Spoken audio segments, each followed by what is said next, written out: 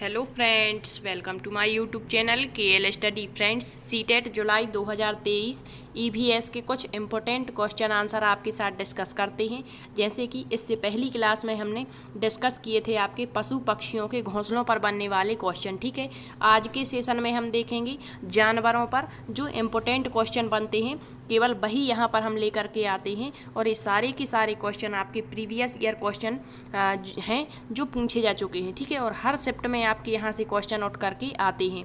और वैसे भी आपका जो एग्जाम्स है इस बार ऑफलाइन मोड में होना है, तो आप देखेंगे कि आपका जो सिलेबस दिया गया होता है पूरा का पूरा वही कवर यहाँ पर किया जाना है। तो आपसे एक रिक्वेस्ट है कि आप प्रीवियस ईयर क्वेश्चन पेपर जरूर लगाइए, क्योंकि उससे आपको बहुत बेनिफिट होता है। कभी कभी शिफ्ट में ऐसा होता है किसी किसी शिफ्ट में कि EVS के कम से कम आपको 10 से 15 क्वेश्चन भी आपको प्रीवियस ईयर क्वेश्चन पेपर से देखने को मिल जाते हैं। ठीक है, तो आइए देरी ना करते हुए शुरू कर लेते हैं अपना आज का सेशन। सबसे पहला क्वेश्चन बनता है, पशुओं की त्वचा पर विविध पैटर्न किस कारण से होते हैं। अब 4 ऑप्शन दिए जाते हैं, तो एक ऑप्शन आपको उनमें से देखने को मिल जाएगा कि उनकी त्वचा पर बालों के कारण होते हैं, तो एक बिल्कुल करेक्ट आंसर होता है। एक ऑप्शन आप देखेंगे यहाँ पर कि जलवायु के कारण होता है, तो कुछ बच्चे ये सही मान लेते हैं, जो कि बिल्कुल ही गलत है। आप देखेंगे पशुओं की त्वचा पर जो विविध पैटर्न यानी डिजाइन्स हमें दिखाई देते हैं, वो उनकी त्वचा पर बालों के कारण दिखाई देते हैं। अगला क्वेश्चन बन जाता है कि रात्रि को जागने वाले जानवर हर वस्तु को किस कलर में देखते हैं, या जो रात्रि में जागने वाले रात्रिचर जानवर होते हैं वो हर एक वस्तु को किस रंग में देख पाते हैं। तो इसका करेक्ट आंसर होता है काले और सफ़ेद रंग में। अब एक क्वेश्चन यहाँ से निकल करके आता है कि रात्रिचर प्राणी कौन कौन से हैं, तो ये एक क्वेश्चन बन जाता है। तो रात्रिचर प्राणी आपका एक तो उल्लू हो जाएगा, दूसरा हो जाएगा आपका रैकून, एक हो जाएगा आपका चमगादड़। ठीक है, इसके बाद अगला क्वेश्चन बनता है, पक्षी अपनी गर्दन ज़्यादा घुमाते हैं क्यों। इसका क्या कारण होता है कि पक्षी अपनी गर्दन को ज़्यादा घुमाते हैं। तो पक्षी अपनी गर्दन ज़्यादा इसलिए घुमाते हैं क्योंकि पक्षियों की जो आँखें होती हैं उनमें पुतलियाँ उनकी घूमती नहीं हैं, इस कारण से वो मतलब अपनी गर्दन को घुमाते हैं। और एक और क्वेश्चन बनता है कि जो पक्षी होते हैं वो एक साथ अपनी दोनों आँखों से 2 अलग अलग चीज़ों पर फोकस कर पाते हैं, तो इसका कारण भी यही है कि उनकी आँखों की पुतलियाँ घूमती नहीं हैं। नेक्स्ट है क्वेश्चन, एक क्वेश्चन बनता है, यहाँ से 2 क्वेश्चन नोट करके आते हैं। एक तो आपसे पूछेगा कि वह कौन से जीव हैं जो मनुष्य की अपेक्षा 4 गुनी अधिक दृष्टि रखते हैं, और वे कौन से आपके जीव हैं या वो कौन से आपके जानवर हैं जो मनुष्य की अपेक्षा 6 गुनी अधिक दृष्टि रखते हैं। तो आपको बता दें, बाज, चील और गिद्ध। गिद्ध ना दे करके कभी कभी यहाँ पर आपका बल्चर दे देते हैं। ठीक है, तो याद रखेंगे वही बात है।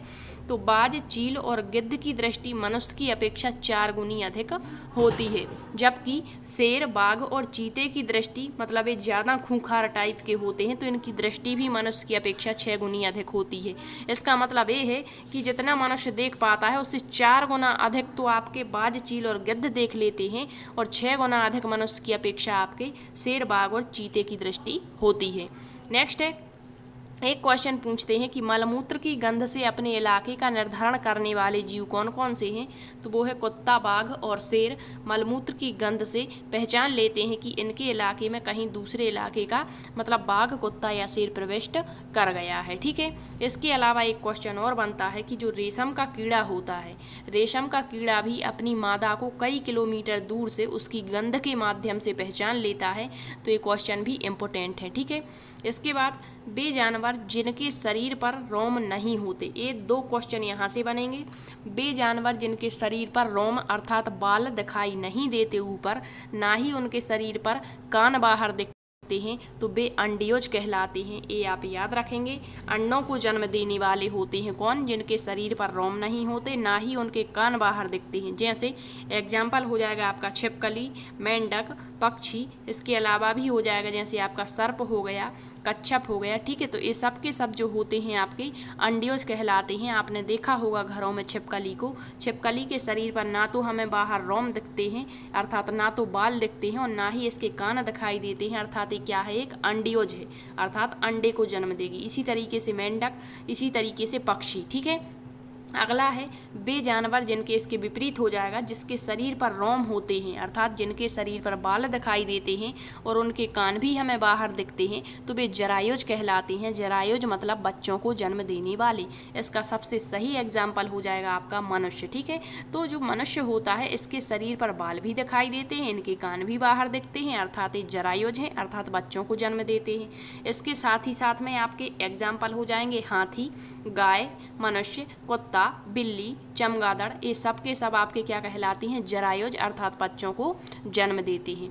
नेक्स्ट है रेशम का कीड़ा। अभी बताया आपको, रेशम का कीड़ा अपनी मादा को कई किलोमीटर की दूरी से उसकी गंध के माध्यम से पहचान लेता है। एक क्वेश्चन और बन जाता है यहाँ से कि जो रेशम का कीड़ा है वो किस पेड़ पर पाया जाता है? तो सहतूत के वृक्ष पर ये देखने को मिलते हैं। ठीक है, नेक्स्ट है भैंस और बगुले में कौन सा संबंध होता है? तो आपकी एनसीईआरटी में सहजीवी दिया है और यही सही मानता है, लेकिन एक गलत होता है। सहभोजी संबंध में पाया जाता है। ठीक है, सहभोजी का मतलब एक दूसरे को लाभ देता है और दूसरा उसको बदले में ना तो लाभ देता है ना ही हानि देता है। ठीक, नेक्स्ट है पृथ्वी के सफाई करता जीव कौन कौन से? मतलब जो पृथ्वी पर अवशिष्ट पदार्थ पड़े हुए होते हैं उनको खा जाते हैं, सफाई कर देते हैं पृथ्वी की, तो वो कहलाते हैं आपके चील, कौवे, गिद्ध, कुत्ता, भेड़िया, लोमड़ी और कुबरेल।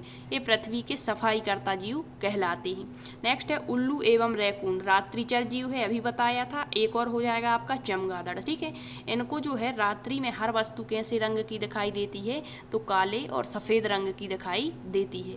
नेक्स्ट है सुंदरता के लिए कौन कौन से जीव पाले जाते हैं घरों में?